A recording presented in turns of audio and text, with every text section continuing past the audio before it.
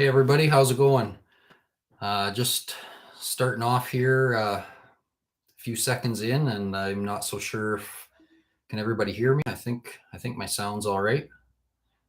It's registering on my side. Somebody comment up there, let me know that you can hear me. That'd be great. I got Eric Jin already tuned in saying hi. So Eric, just let me know how the sound is so I know if I've messed anything up yet. So we got Austin Burke, Sergio.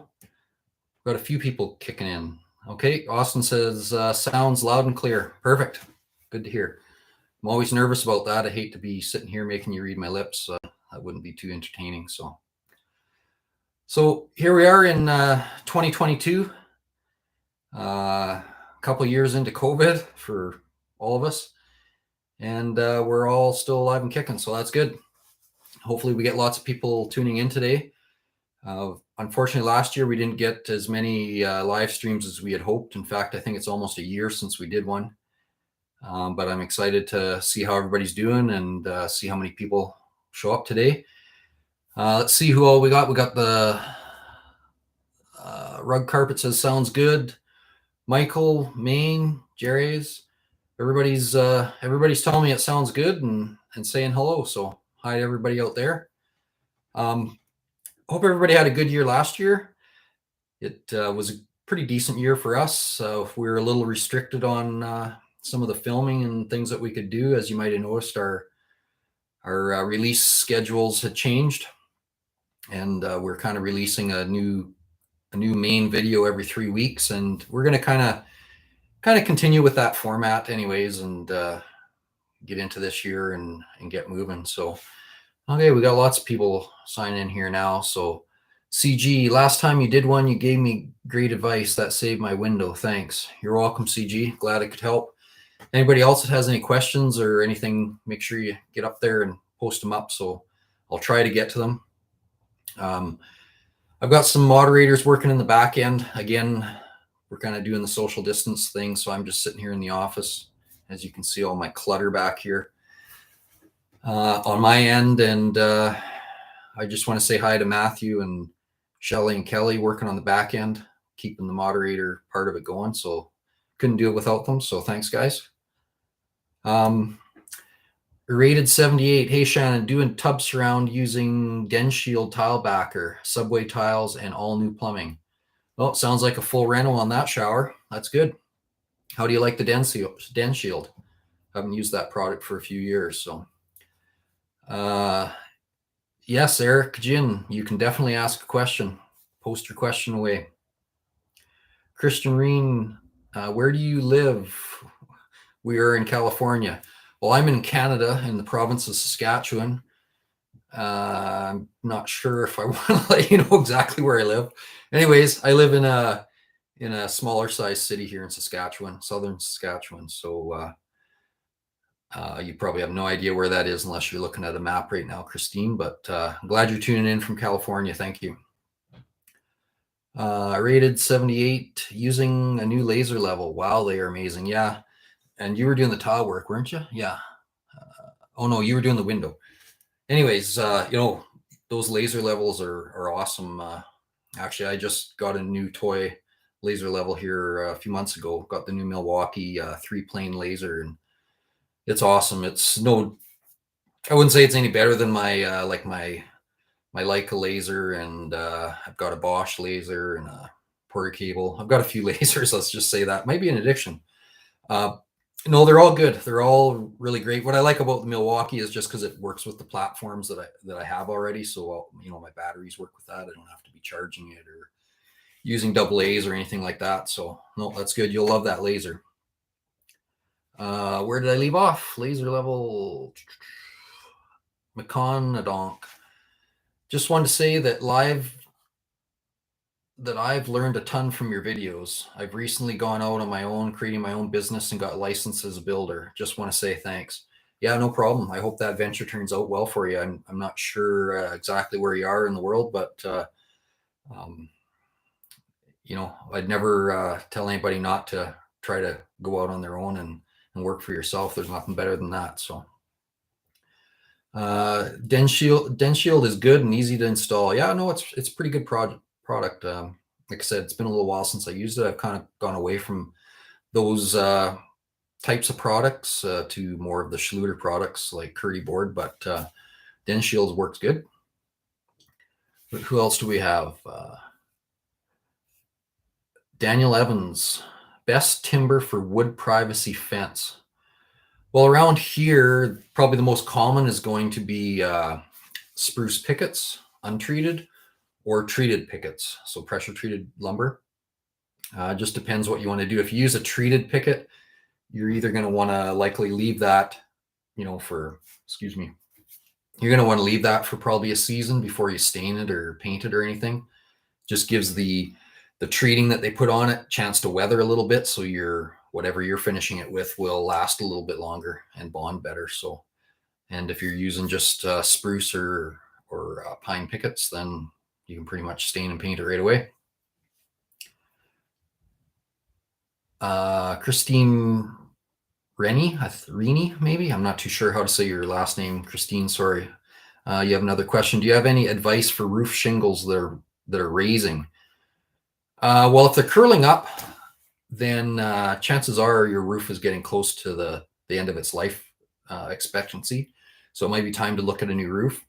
If the roof is fairly new, like let's say it's 10 years old or less, then you might have an issue with heat buildup in the attic possibly, which can cause shingles to basically cuts their lifespan in half anyways, or whatever the percentage is. I don't know, but you could have a heat buildup issue. But if they're already 15 or 20 or whatever years old, then you might be getting to the point where the whole roof needs to be done. And if it's just the odd shingle here and there, maybe you can find the same shingles and just change one, a single shingle. I have a video for that. Okay, so let's keep moving along here. So Toyo Pup, thank you for your videos. They help me a lot many times, and you're great explaining on how to do things. Keep up the great work. Well, thank you very much. I appreciate that. Before we get too far along, everybody, smash the thumbs up down there below. I'd appreciate that. You'll probably hear me remind you that a few times today. So we got quite a few people tuning in here. They've changed the screen a bit. Oh, we got 63. I just couldn't see it. It's up here in my screen, and it's in the reflection of that Saskatchewan Rough Rider poster I have up there. But I was just seeing how many people we've got tuned in. So we've got some thumbs up. We've got 27 of you of the 75 people tuned in now that have hit the thumbs up. So I don't know what the rest of you are waiting for. Hit that thing. Again, back to a laser question. Green laser is better suited for outdoors and red is better for indoors. Honestly, I haven't used mine outdoors yet. It's winter here, so I haven't used because my new one's green. It's the only green laser I have. So, but from my understanding, it works actually better than the red in most light conditions, whether you're inside or outside. So I guess we'll find out. I really like it inside. So, Jersey Nate, I will be renovating my bathroom and don't have a window. Is it a good idea to put a small window in the shower if it's my back wall of the house? Honestly, if you're used to not having a window in there, I'd prefer not to have a window. I don't know if you watched our extensive bathroom reno video. I think we loaded that up it was a series. I think we did that in 2020. I originally had a window in that shower and we got rid of it before the renovation. Just didn't need it. So that's your call, but I wouldn't add it, honestly, if you didn't have one before. Noise canceling in interior bedroom. This is from Chris R. Well, the best thing would be to have the wall open and put some Roxol insulation in the stud cavities. But if you're trying to keep noise from one bedroom to the other, otherwise, I don't know, maybe some heavy drapes or something. I can't honestly answer that one myself. So sorry about that. When do you know when to replace a cutting wheel on a score and snap tile cutter?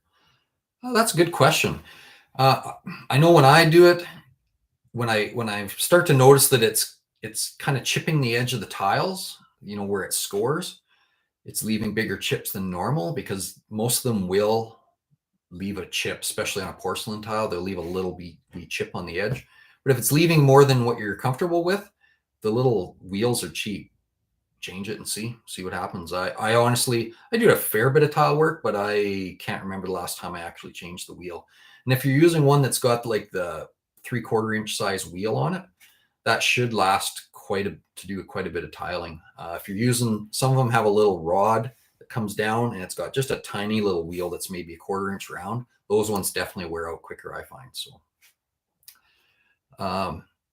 Austin Burks, great to see you still making videos. I remember watching your series on how to build a shed when they first came out. Keep up the good work. Right on. 3 thumbs up from Austin. I'll give you 2 back.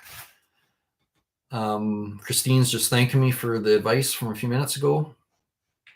Joe Mark, Shannon for Prime Minister. I'm not much for politics, so I don't think I could do any better job than who we got right now, probably. Where are we going here? Chris R, come on, you guys, hit the thumbs up. Yeah, what do we got? We got 55. We only got half of you hitting the thumbs up. I guess I'm boring. I don't know. If not, don't forget to hit it. Thanks, Chris, for helping me out with that. Abraham, just finished your shed building series. The roll-up door was interesting. Where did you buy it? Do you know the current price for something of similar size? I read that you paid $360. I don't know the exact current price. That was a product through Vic West. I have noticed that some of the big box stores, Home Depot, Lowe's, Rona, well, I actually haven't noticed Rona with it, but Home Depot and Lowe's, I've noticed having them more available on their website. So just go to your local lumber store and just ask for a roll-up door or a can door, sometimes they're called. So, but I don't know the exact cost anymore. Everything's gone up, so who knows? If they were $360 when I did it, I think that's what you said. Yeah, $360. Who knows? They could be $600 now, unfortunately. Chad Johnson. Hey, Chad. Thank you. Keep up the good work. I will, bud. Kevin Tillack. I remember Kevin. You tune in, I think, every time we're here. So you're Utah. Yeah, I knew that. I should have known that. Willie Drucker. Hi, Shannon. Have a very air leaky, oversized raised ranch. Mostly one pane wooden windows. What's the best cost benefit in the home? Simply replacing all the windows? Yeah, I mean, you don't say where you are, but single pane, around here, nobody would last long with that, honestly. I would say you want to replace them at least to a double pane. There's a lot of things now. You can use double pane with argon gas and things like that to help insulate. That's a gas that goes between the panes of glass. So personally, I wouldn't try to do inserts or anything. I'd just rip those old wooden windows out and replace them. Around here, vinyl's the most common product, but I'd replace them with a double pane window for sure.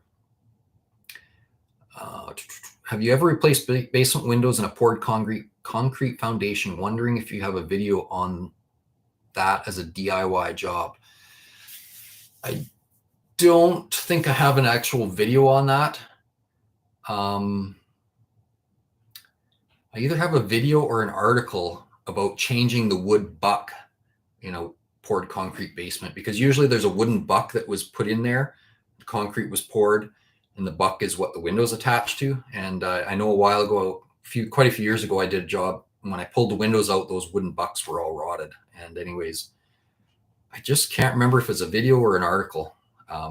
So you'd have to, if you search on my channel, look for the video. And if not, go up to the website and check articles.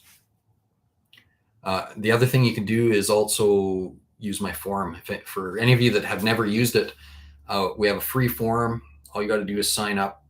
It's pretty simple. We don't bombard you with mail outs or propaganda or anything. Just sign up. It's free. Look around, ask questions. If you got advice to help with, hang out and help us. There's a few of us pretty regular there all the time, but we're always looking for people that have good advice. So G-Track. The Adidas hoodie is hard. I hope that means something good. I don't know what that means, but I'm glad you like it. Green Pad, ever installed solar panels? No. The only solar panel I've ever installed is on my ice fishing shack. and it's just a pre-bought panel I set out there when I go fishing to keep the battery charged up. So sorry, I don't have a lot of info on that. Oh, G-Track, what type of router wheel you use for countertop edges? Okay, so I assume you're talking for laminate countertops when you want to trim off the laminate around the edges. You can use a normal flush trimming bit with like a 1/2 inch bearing on the bottom. I don't use those because I tend to find when you're doing it all the time, those bearings wear out. And if you're not on top of it, all of a sudden you're going along, that bearing goes, and now you've got a big gouge in the countertop because the bearing blew. What I use is it's a trimming bit especially for laminate, and it's a solid shaft, so there's no actual bearing. I just put a piece of masking tape along the laminate to protect it so it doesn't scratch when that shaft is turning, and it's just the shaft guiding you along. So that's a good question, though.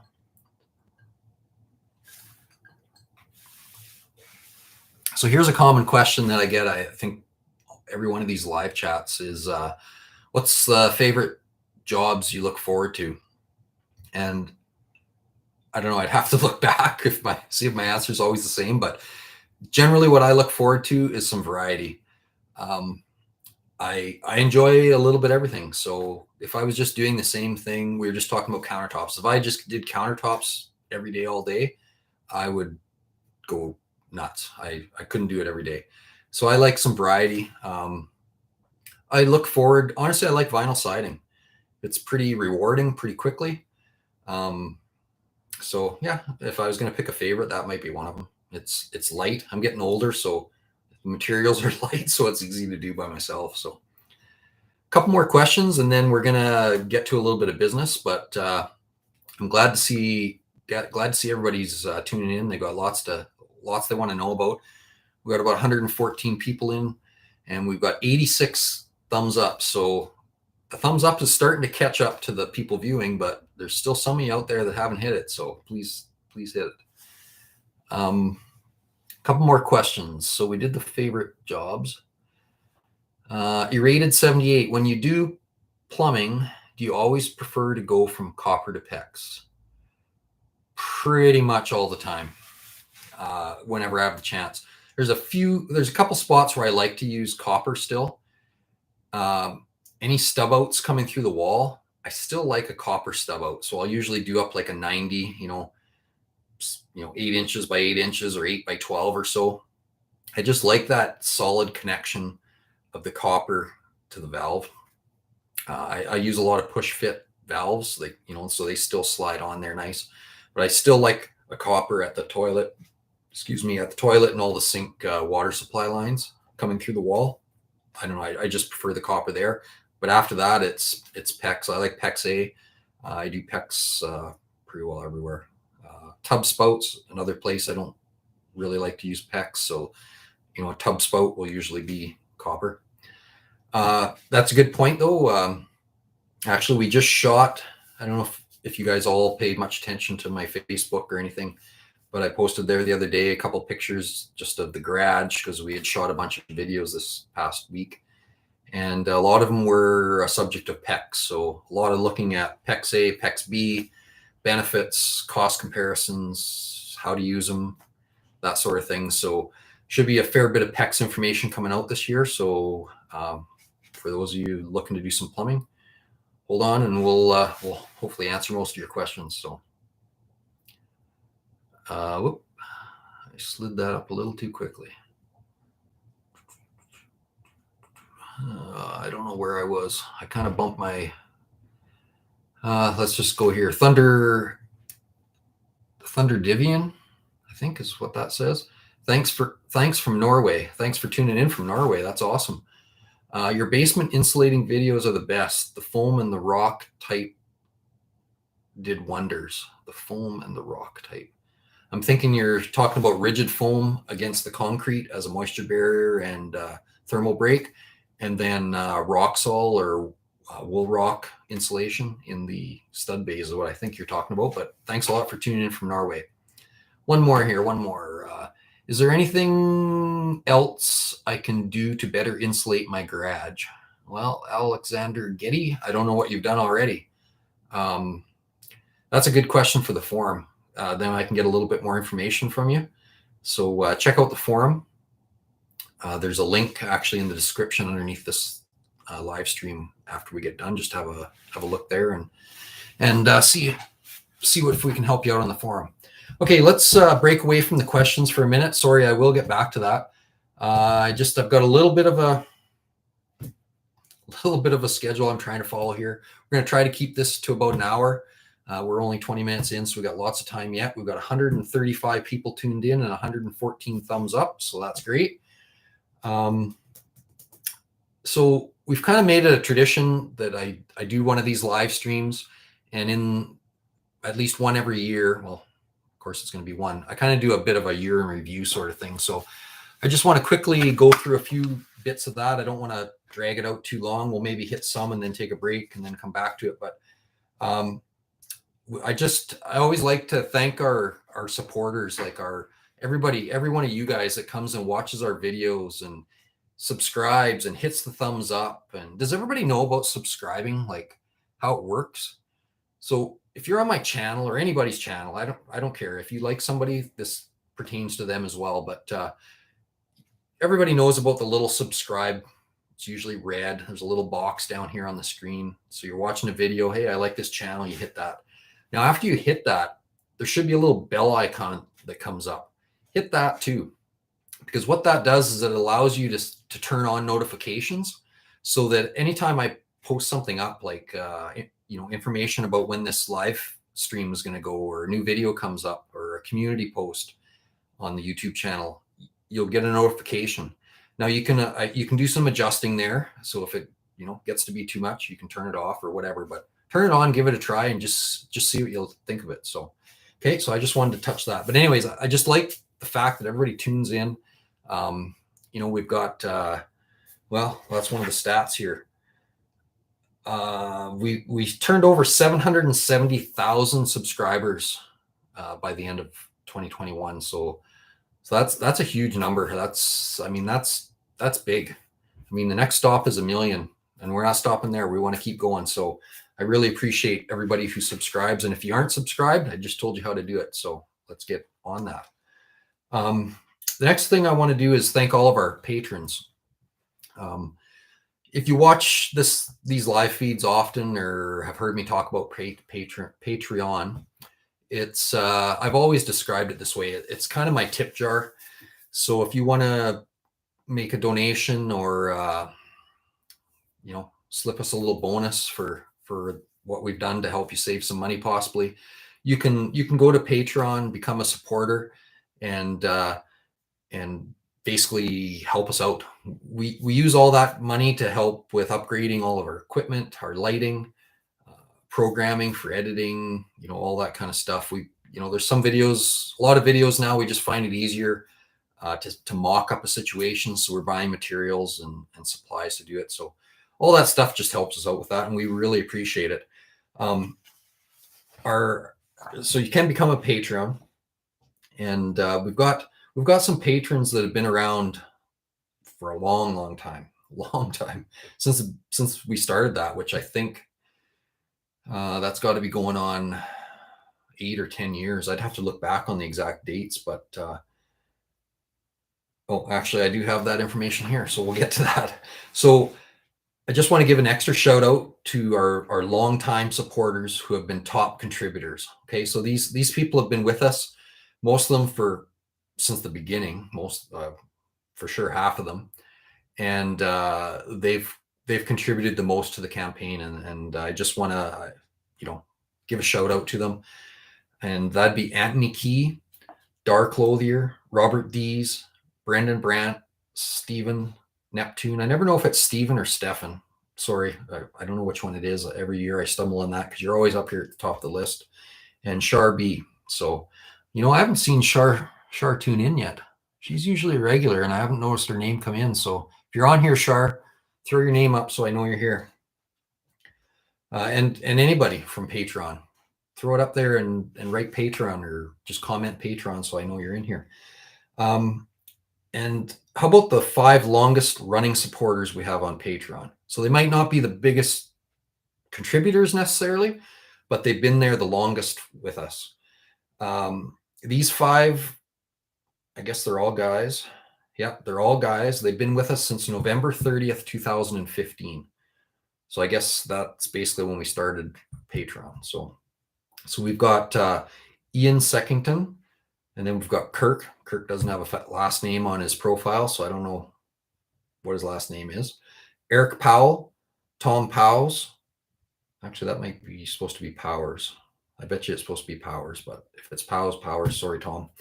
And Matt Erdelac. So those 5 guys have been with us right from the beginning, and they're just plugging along there and supporting us, and we really appreciate it. Thank you. So I kind of touched on a little bit of this. By the end of 2021, we gained about 90,000 subscribers in that time. So that's a good number. There's nothing wrong with that. You know, we're real close to that 100, adding 100,000 subs. That's really good. So then, as I mentioned before, we just surpassed 770,000 subscribers. So that's really good. We attributed a lot of that to our existing subscribers too, because they're sharing, they're liking our videos, all that kind of stuff. So all that helps. That's where the thumbs up comes. Awesome. We've got actually more thumbs up right now than we have people tuning in. So we lost a couple of viewers there. I'm probably boring you with all these stats and figures, and I'll try to speed through some of this next stuff. So anyways, with all our subscribers, we really appreciate it. Now, obviously, we don't have 770,000 people tuning in and watching every video, or our stats would be just through the roof. But a lot of you are, and we really appreciate it. Some other stats: we did 23 new videos. Those are kind of our, all our new stuff. We released 23 last year. 7 of those were our new hashtag shorts that YouTube has come up with. So basically, they're just short videos.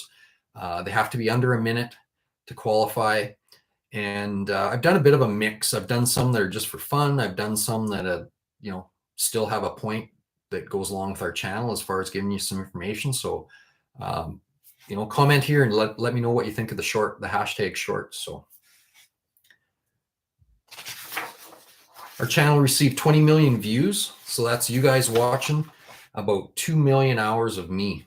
That's flattering, honestly. We've had 138,000 shares. So that's good. That's where it helps us. You're sharing us, you're getting us out there and more exposure. That's good.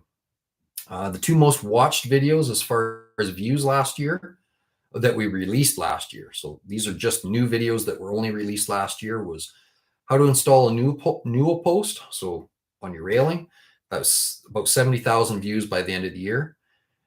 But then way out in front of that, with 255,000 views, was our how to clean your AC condenser.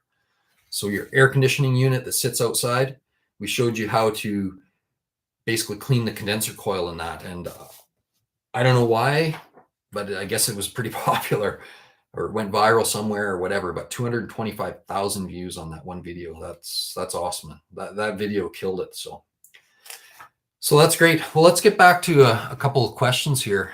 I don't want to lose you all, so I better answer some questions. James Headley, appreciate the videos. Is it crazy to not remove drywall? And then he has plaster and quotate in those things. So drywall and plaster are 2 different things. So I'm not sure which one he's actually referring to. So is it crazy to not remove drywall, plaster returns before installing a new window? Toronto, Canada. Asbestos risks in walls he's trying to avoid cutting into the walls. Well, I mean, if your new window will still work out, there's really not a reason you have to remove those. You may have to cut them back some more, but yeah. Well, let me think about that. Really, if you're going to insulate though around the window, you're in Canada. I think you said Toronto. Yeah, you're in Canada, so you're going to want to be insulating pretty well anywhere. You want to insulate just to stop drafts even. So if you don't take that return off, you may not have access. I like to use the low expanding spray foam. You may not have access to get in there and spray in there, let alone see what you're doing. So yeah, I know what you're saying about the asbestos though. I would probably remove it. Just take precautions, wear the proper masks and everything, or hire it out, get it hired out. So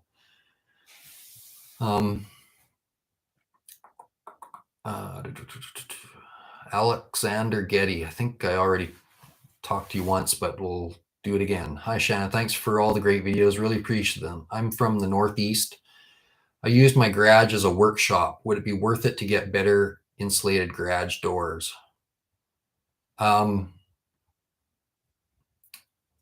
Well, it's not going to hurt anything.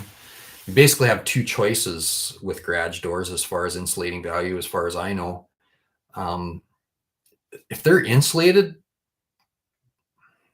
I don't know if it's worth changing them if there's nothing else wrong with them.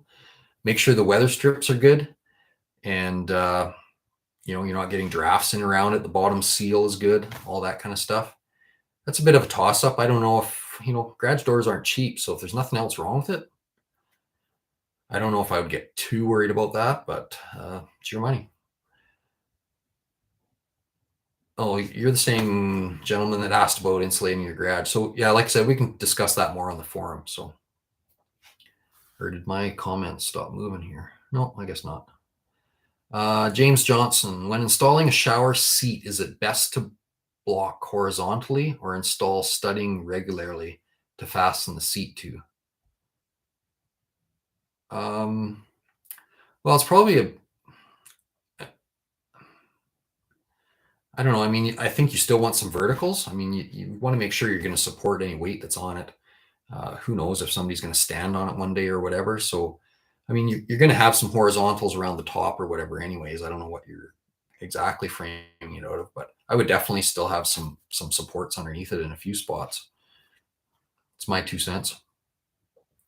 Just like that. Always enjoy your content. Thanks. I'm replacing my steps to the basement with new oak treads. I was going to cut off 1.5 inches from the front edges. Should I install new risers first? Actually, we have a video coming out. It's not for oak, but it's for laminate vinyl plank glued in place. So we have a video coming out real soon. Spoiler alert, beginning of February. So that might help you a little bit there too. But I guess it depends.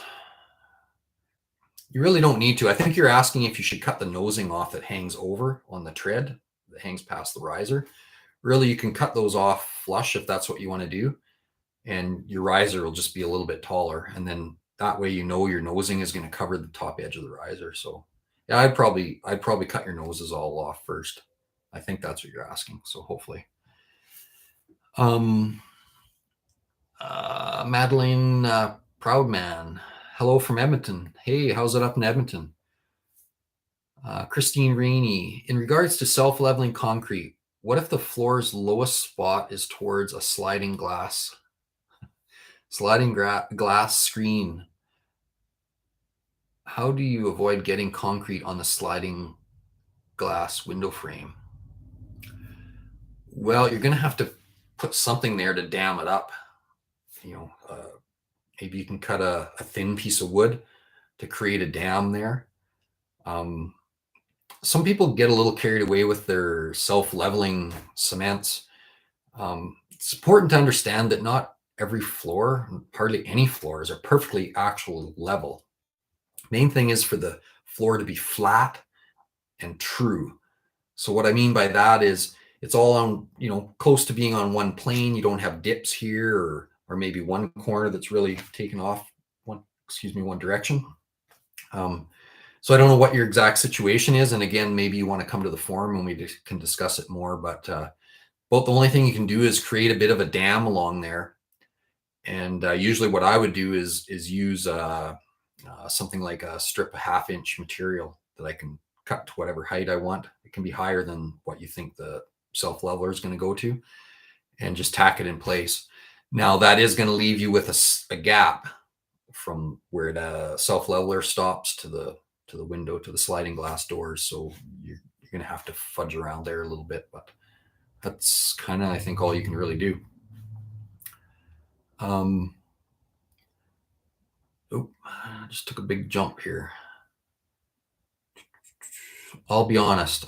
I saw how to install styrofoam insulation on a home's exterior. Is this technique okay to use it in a place like San Antonio, Texas? Hot, humid, studs and OSB and tieback, plus foam and furring strips and hardy siding.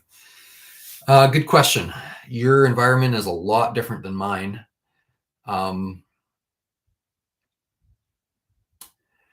The way you're going about it, you're going to have furring strips to create an air barrier between the back of the hardy siding and the front of the foam. So I'm thinking you're going to be all right, but you should probably ask somebody in your area just to double check. But there could be a problem if you add too much foam, possibly.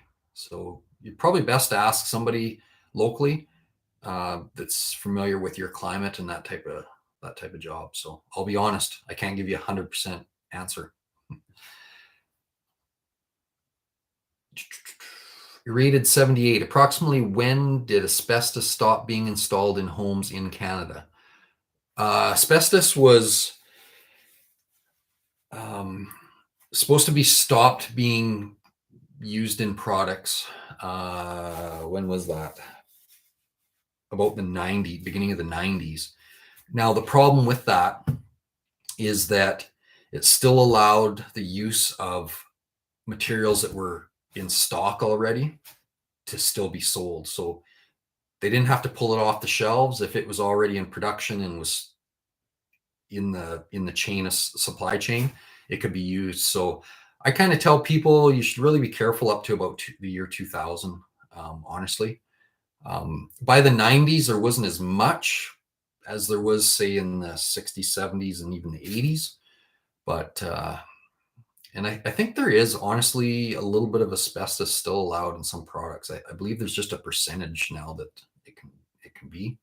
But I mean, before it used to be in everything. Like it was in everything from flooring products to drywall mud to drywall to ceiling tiles. Like it was in practically everything. So, but basically, if to be on the safe side, you're better off to send in a sample of whatever you're tearing apart or dealing with and get it tested. It's usually pretty inexpensive anywhere. It might take a few days to get a result back, but look for a local lab that can test it and they can give you the particulars about if it's a dangerous amount or any of that stuff. And then you have an educated way of going about deciding what you're going to do.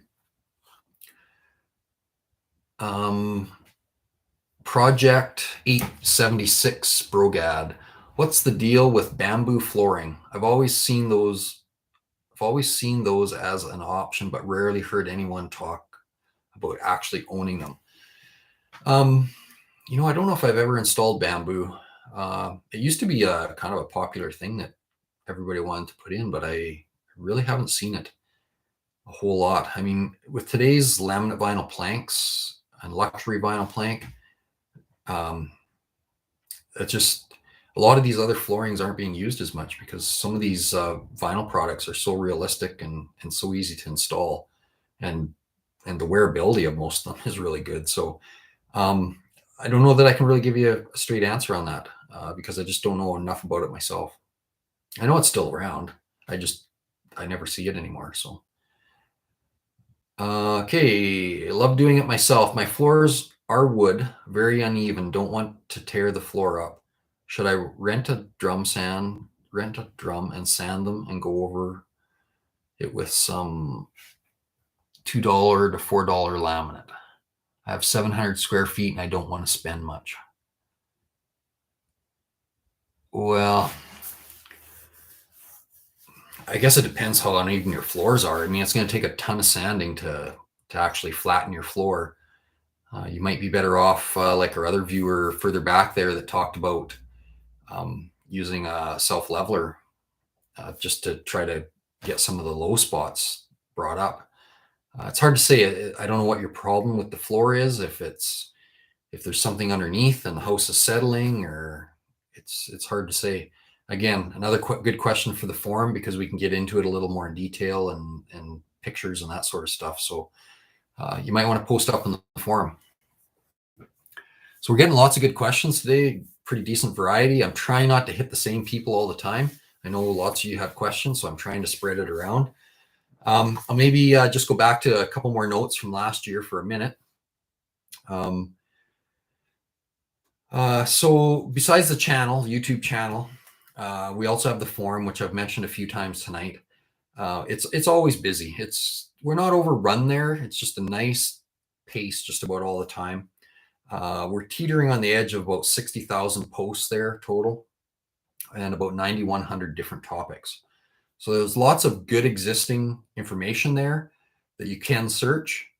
I find a lot of people just post up their question. They can't be bothered searching, so they'll just post their question up. And that's all right. I mean, I'd prefer you searched, because there's some things that we answer a million times on there. But and sometimes if I get stuff like that, I'll just link you back to the previous discussion we already had. But go on there. We're all there to help. We're one of those forums I think most people feel pretty comfortable. Nobody's, laughing at you or anything. We might poke some fun at you, not necessarily about your ideas or whatever, but we're just there to hang out and have a good time and try to help some people. So that being said, there's pros like myself there, helping out electricians, carpenters like myself, that sort of thing. I don't know that we really have an actual plumber per se hanging out too often. We get the odd guy that sticks their head in there, but lots of us have lots of experience in that anyways. But so we've got some pros, like I said. We've got some DIY people with lots of experience. They're giving in their 2 cents, which has been great.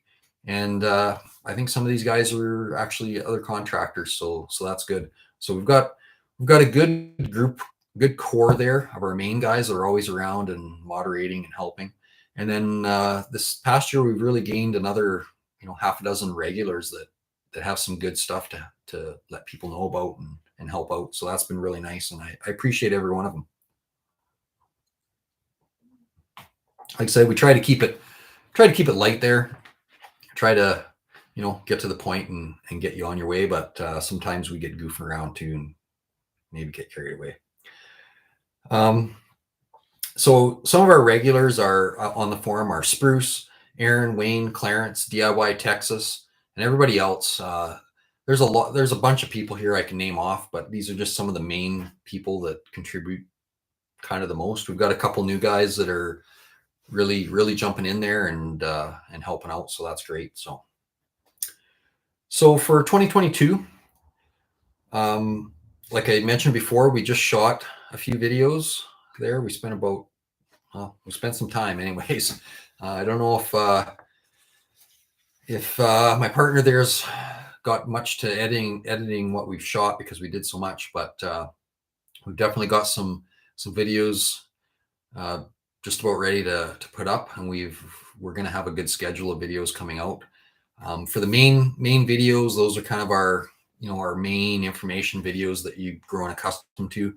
We're gonna stay, I think, with that every 3-week release date, and they're generally going to be on a weekend. So if you got your notifications turned on, subscribers, turn on your notifications, you won't miss any of them. On top of that, what I'm going to try to do is I want to keep you guys engaged. So I want to try to give you something every week. So we're going to have our regular videos every 3 weeks, yada, yada, yada. We did that all last year. You know how that works. We might throw in some extras at the end of the year if we have a bit of a backlog. Sometimes that happens, sometimes it doesn't. So every 3 weeks, for sure, you're going to get one of our good detailed videos. Then I'm trying to build the community section of our YouTube channel. So when you're on the channel, if you look across, you got all the different tabs across there of the different sections, basically, of YouTube. You got videos, playlists, I can't even remember what all's on there, but one of them says community. So up to this point, if you click that, I think I had one picture on there in 11 years. Pretty sad. So I just wasn't using it. But I'm going to make a point this year of putting stuff up there. We're going to do some polls. I'm going to be just some random pictures. I don't know. Suggest what you'd like to see up there. Just going to kind of use it. So you're going to basically be seeing that every 3 weeks. There's going to be something new with that too. So, and then the other weekends, we're going to be doing the hashtag shorts. So these are videos I shoot myself. So don't laugh. You know, it's hard to get your phone out there or propped up right. I've only got a minute to get out what I want to do. I'm doing my own editing on those, which is new for me. I normally don't do the editing. So on these shorts, I've taken over the editing for those. So I'm learning that, trying to play with a few things. So don't get too critical, hopefully, right off. I mean, let me know if you don't like them, let me know. Comment on them. The last one I released was, no. Was it the last one? No, that wasn't even actually, that wasn't even a short. One of the last videos we did was the template jig. I shot that video myself. I didn't edit it. But if you watched it, I think my hat's like this. Like, I don't know. Because I was shooting it myself, you know, I'm looking at the lighting. I'm looking at all this stuff, trying to get it all organized, because once I get going, I can't do anything about that. And I guess I didn't look at the fact that my hat is half cocked. So really, I wasn't drinking at all. You might argue with me if you watched the video and you've seen how crooked my hat is. I even pinned a comment right to the top of the comments saying that I don't know what was going on with my hat. But anyways, that happens. So hashtag shorts. I shoot them, I edit them myself. Please be kind. But if you don't like them, I'd like to know about it. So just put it in the comments. So there should be something coming out every weekend for you. And we just want to engage you guys. You guys took the time to subscribe and you want to hang out and see what we do. So for the most part, most of it's going to be what you're expecting from us, information. Some of it's just going to be for fun. Some of it's just going to be for a laugh, whatever. But we got to throw that in now and again. It's been a long couple of years. We all need to laugh a bit. So I think that pretty much does everything I want to do. I do like when people comment, and I'm probably one of the few YouTubers, at least on this type of setup for DIY, that actually looks at the comments and replies. If nothing else, I'm going to click the thumbs up to you or click the heart icon. If it's just some random guy poking fun or making a stupid backsided joke, I just skip that one, or I might even remove it. But I look at every comment. Every day I go through the comments. I mean, we got a lot of videos, so there's a lot of comments to look at. So I see what's there and I try to answer what I can. Sometimes I just send you to the forum because it's easier to go back and forth there, but leave your comments there. I'm most likely going to see it and read it, if not actually even respond to you. So let's get back to everybody here. I know I don't want to go on and on about COVID. I hope everybody's been healthy. I know a lot of people haven't, but I hope that everybody watching here today has been all right with it. We all know somebody, it seems like, that's had COVID or whatever. So, we're all thinking of the people that aren't doing so well with it. So that's all I'm going to say about COVID. Let's get back to some questions. Has anybody got any questions? We've got about 100 people still hanging out here, and we've got about 10, 15 minutes left. So let's finish off with some questions here and just see what's going on for the last few. There, I just had to touch. Oh, there's Shar. Hey, Shar. I knew you'd tune in eventually. You're one of the names I always notice coming on here because you're pretty regular, and you're a patron as well. So that's good. Let's see. I think you even commented here. JR, and you must have been talking with somebody else back here. I don't know what you're talking about, so I missed the conversation. Sorry, guys. Anyways, looks like you're doing all right with it. Bert Koppel, been watching your channel for a number of years. Really helpful. Awesome. We posted our first video, I want to say in like August of 2010 was our very first video. It was we had 2 videos right off the start. They were both to do with drywalling. They don't get as much traction anymore. I mean, they're 11 plus years old, just about 12 years old. So, they don't get quite as much traction. They've still got well over 1 million views, maybe even 2-point-something million. I haven't looked for a long time, but anyways, we've been around for a while, so we don't plan on going anywhere. So we just want to keep building this thing. I'm not quick enough answering questions. You guys got more questions than I got eyes. Where are we? That one looks like an advertisement, so I'm not going to say that one. Pax 84111. What's good? I got my cousin buying Makita now because it's what I use, and I got him the impact and drill combo. You know what? I'm surprised. There's usually somebody that comes on here and says Ryobi sucks. I haven't noticed him yet. He's probably been on there and I missed it. You know what? The best tools for you are the ones that work for you and you can afford. Because when it comes to the tools, especially cordless tools, you want to pick a platform, a brand, so that you can just keep going with that. Because let's face it, the batteries aren't cheap. So if all your tools use the same batteries, that's half the battle. So, pick a brand in a price point that you can work with and go with it.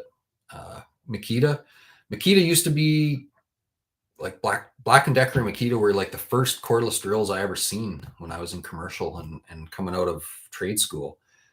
My first one was a Black and Decker big Univolt, I think it was called. Had a skinny handle with a great big battery on the end. You don't see them around anymore. Antique shops probably. But anyways, that was my first one. When I got onto job sites, everybody had the old Makitas, the really skinny, long handle with the little battery that slid in. Looked a lot like the pass load batteries that I have now on my pass load nailers. And then after that, it was kind of DeWalt. And then DeWalt was kind of the big player for a long time, really. Now all the other brands have really stepped it up. There's a lot, Rigid. Milwaukee obviously is one of my favorites. Ryobi, there's a bunch. Craftsman. There's all kinds of manufacturers. So just pick one that works for you and stick with it. If it doesn't work for you, sell it on eBay and try something else.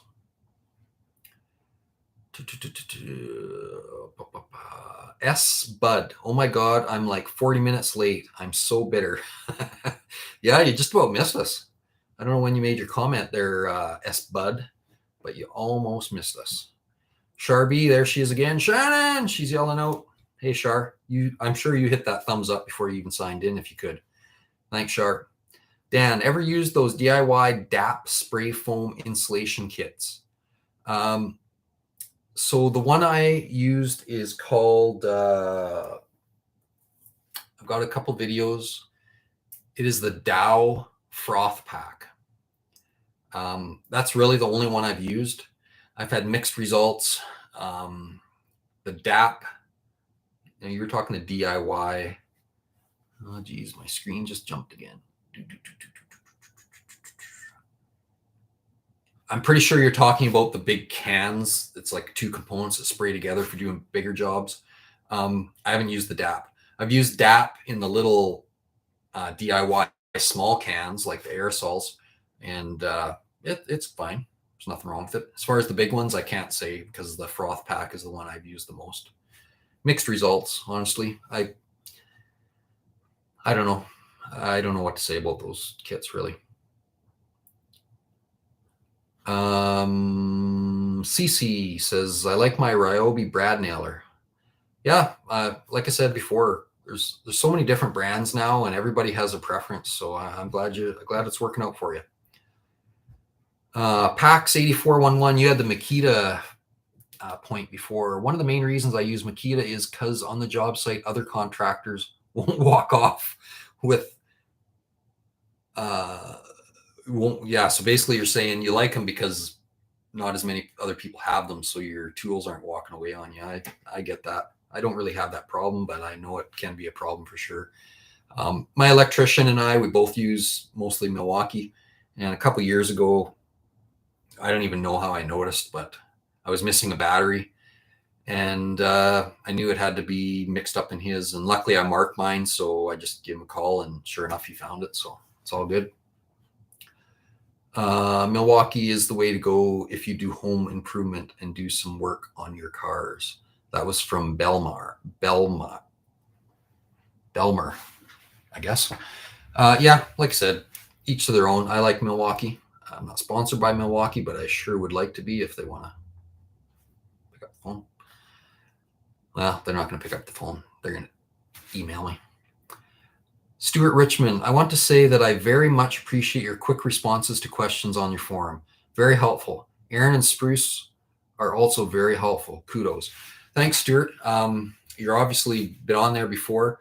We really try. Like when I get up in the morning, that's the first place I go is to the forum. So I get on there, look for spam and stuff like that, get rid of that stuff right away, and then start going through my questions. And you know, all the other guys are kind of the same way. We're all on there different times of the day, but we're on there multiple times a day. So you generally don't have to wait too long. Yeah, I'm glad it's working out for you, Stuart. Curtis Hutchinson, I have to finish my hardwood, or should I cover it up? That's your call. I like hardwood floors. You can probably see in my office. I've got oak. These have never been refinished as far as I know. I have redone the one in my dining room, but whatever you think, it's a lot of work. It can be a lot of work. So some people just say, screw it, I'm putting something else down. But I know more people than not that just can't wait to, when they bought a house, to rip out the carpet and hope there's hardwood underneath it. So personal preference, I guess. So we're getting close to going to be wrapping up. Man, that hour went fast. What about for you guys? Like, I know I'm just doing all the talking here, but this is I don't know if I could do much longer than an hour. It's tiring, but we almost need more than an hour, don't we? I guess I just need to do them more often. You guys obviously are interested. It's a good way to get some feedback directly from me. But like I said, the forum is the same thing. Like I definitely have more posts on the forum than anybody else there. So chances are, well, for sure, if you post something on the forum, I'm going to read it. And 9 times out of 10, I'm going to answer it, or at least put my 2 cents in. Where are we at here? Tim Rains, would you recommend painting or sealing a concrete basement floor prior to installing LVP flooring? It's the Northeast US basement. Honestly, I wouldn't. Personally, I don't think there's any point, especially if you have any kind of little bit of moisture problems. It's just going to flake off underneath there anyways. You're not really sealing anything out. It's probably better to be breathing a little bit. So I wouldn't waste your money. A lot of paints and those sealers, everything's got to be just perfect for it to stay bonded anyway. So unless it's like pretty much brand new concrete, I wouldn't even spend any money on it.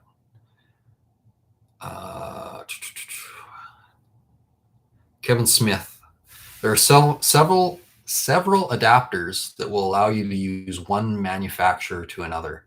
So you must be talking about the cordless drills. Yes. Yeah, there's definitely are some adapters, but it's just one more thing to have clipped on there, and just makes the tool bulkier in my opinion. But yeah, each to their own. There's definitely some adapters out there. Matthew P, purchased the pass load nailer you were using in your shed videos. Thanks for all the wisdom. Cheers, mate. Yeah, that pass load. I've got a framing nailer and a 18 gauge brad nailer. Both pass load. Both use gas like that with a battery. They work really, really well. I've recently got a Milwaukee 18 gauge brad nailer, end framing nailer, which none of you have seen yet, and I've only barely dabbled with them. Still trying to make up my mind what I think about them before I unleash them on you guys. So yeah, but I do like the pass load. They're awesome. They're really good. They've been a really good nailer for me.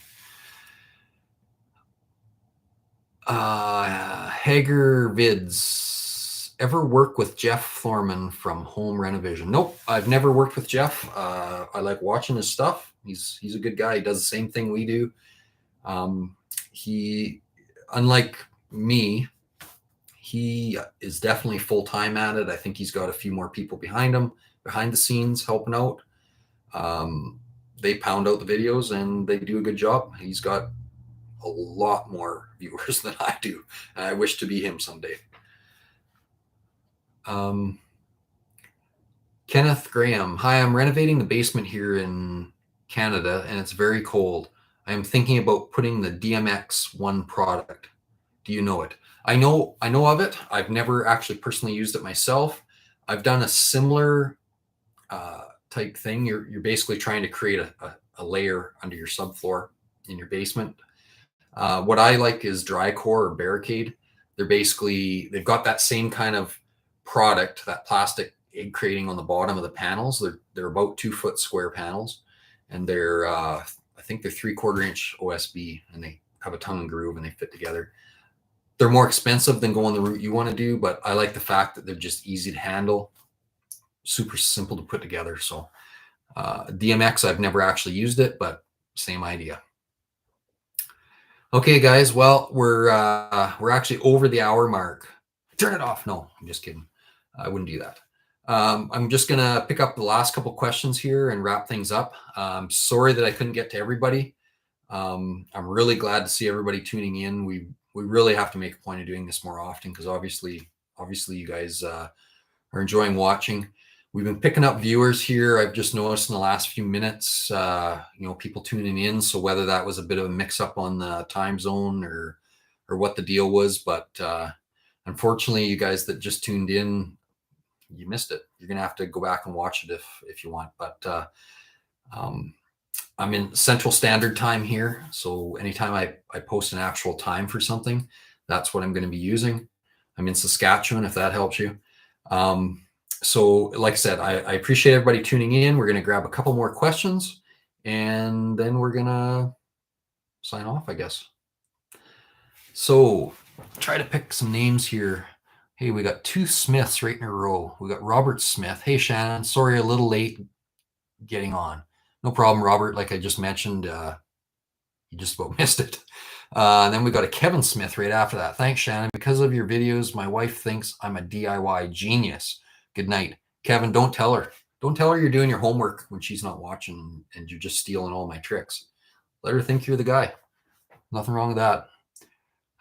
Ruby Gold Slots. I am building my brother's house with 2x8 treated walls. What would you recommend for the insulation in the exterior walls? So you're building the whole house with pressure treated? I find that a little expensive. Nothing wrong with it, I don't think. I mean, they build wood basements with all pressure treated, but that's in the ground. So anyways, maybe that's what you mean. But anyways, question. What would you recommend for insulation in the exterior walls? You're using 2x8s. Well, you've got lots of depth there. So R value isn't going to be your issue. With a 2x8 wall, you're going to get some thermal bridging if you don't put foam on the outside. But with a 2x8 wall, you've got lots of R value in the stud cavities. So you could use bad insulation. Roxol has a little more R value per inch. It's a good product, stays nice and dry, but regular bat or Roxol is probably what I would do. Who else haven't we? Dylan Kinsey. I don't think I've talked to you yet, Dylan. Dealing with a wall that needs to be tiled and it's out of plumb, unflat, and need to build up almost an inch with thin set. Ooh, that's quite a bit. That's a good question for the forum. Come to the forum. There's some things there that that we probably should discuss about that. Maybe there's a different route you should go. Char's signing out. She says, "Must run, be well, and stay safe." Same to you, Char. Same to everybody else here. Okay, one more. Who's at the very bottom here? Jeffrey Cantata, I think is your name, Jeffrey. Hey, can you do a video on general lighting layout for a kitchen to prevent shadows? Yeah, that's something we probably could discuss. Every kitchen's a little different, so I mean, there's not a one pattern fits every situation, but mostly in kitchens, what I like to do is have a variety of lighting.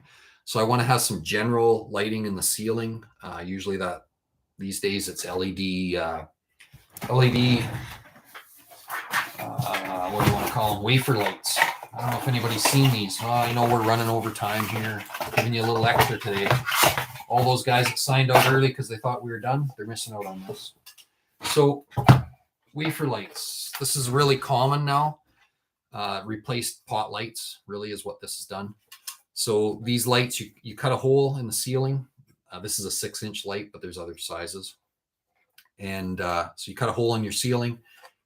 You fold these little tabs in, stick that up through the hole, and then those close down on the drywall or the wood or whatever you have, and it holds it up in the ceiling. This is the transformer. It's already up in the ceiling. So really, really good lights. Anyways, general lighting, I would have those depending on the size of the room spread out. Then if you've got an eating area or something, usually you want some pendants to get some light right on that. I like a light over the sink. So whether that's the same thing as that or some kind of light over the sink area. And under cabinet lighting. So on the bottom of the upper cabinets, most popular thing I see these days is LED strip light, not strip lights, tape lights. It just gives you some variety. So no matter what's going on, you can adjust your lighting or try something different. So hopefully that kind of helped you out there a little bit, but yeah, we'll see what we can do about maybe putting a video out this year about lighting layouts. So that was the last question. Sorry, everybody. Oh, there's Jeffrey. Thanks for the input. Wafers was what I was looking at. Okay, yeah, very popular light, very inexpensive, honestly. Like in Canada, these lights are like $25 for a good quality light. Like you can't go wrong with that. Okay, guys and ladies, I'm glad that everybody tuned in. I don't know, I didn't pay attention to what our highest amount of people viewing was, but I think we were up in the 140 range. We got 217 thumbs up. Perfect. Anybody still sticking around that didn't hit the thumbs up, hit it on your way out. I'm going to go, and we'll see you later.